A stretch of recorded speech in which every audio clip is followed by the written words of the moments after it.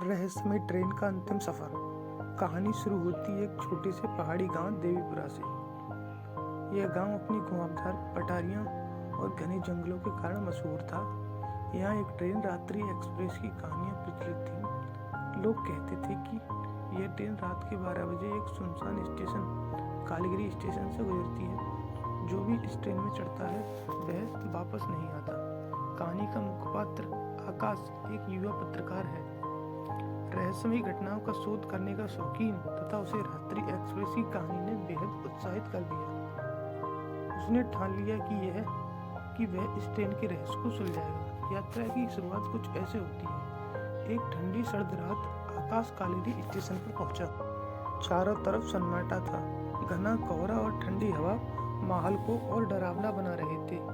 ठीक 12 बजे अचानक दूर से एक धीमी सी सीटी की आवाज सुनाई दी।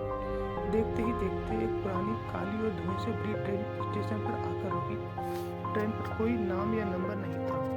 आकाश ने हिम्मत जुटाकर ट्रेन में कदम रखा। अंदर बाहर डिब्बा खाली था, लेकिन उसे ऐसा महसूस हो रहा था जैसे उसे कोई देख रहा हो। कुछ देर बाद ट्रेन चल पड़ी। जैसे जैसे ट्रेन आगे बढ़ती गई, खिड़की के बाहर के दृश्य अजीब होने लगे।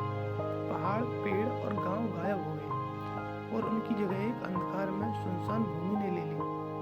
अनोखी यात्रा। कुछ समय बाद आकाश को डिब्बे में कुछ परछाइयों का एहसास हुआ। ये यात्री जैसे हवा में तैर रहे थे। उनके चेहरे धुंधले थे और उनकी आंखें खाली। वे धीमी आवाज में कुछ बुदबुदा रहे थे। आकाश ने उनकी बातें सुनने की कोशिश की तो उसे पता चला कि ये वे लोग हैं जिन्होंने सालों पहले इस ट्रेन में यात्रा की थी और अब यहाँ फंस गए हैं। रहस्य का खुलासा। एक बूढ़े यात्री ने आकाश से कहा, यह ट्रेन उन लोगों के लिए जाती है जो अपनी लालच से गहरी जिज्ञासा के कारण इसके जाल में फंस जाते हैं। ये ट्रेन कभी खत्म न होने वाली यात्रा है। आकाश समझ गया कि उसने एक बड़ी भूल कर दी है। उसने ट्रेन से उतरने की कोशिश की, लेकिन हर बार वह वहीं लौटा था जहाँ से चला था। आखिरकार ट्रेन एक और अंधेरे स्टेशन पर रुकी। अंतिम स्टेशन पर उतरते ही आकाश को महसूस हुआ कि वह किसी दूसरे समय में आ पहुंचा है। वहाँ लोग पुराने जमाने के कपड़े पहने हुए थे और स्टेशन का नाम कालपुरा था। यह गांव का प्राचीन रूप था जो केवल कहानियों में बचा था। आकाश अब समझ गया कि वह भी इसी ट्रेन का हिस्सा बन चुका है। उसकी डायरी, जिसमें उसने अपने यात्रा का वर्णन किया था, कालीगिरी स्टेशन पर एक बेंच पर पड़ी मिली, लेकिन आकाश का कोई पता नहीं चला।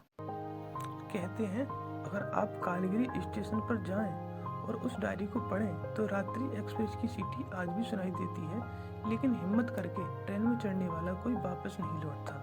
धन्यवाद।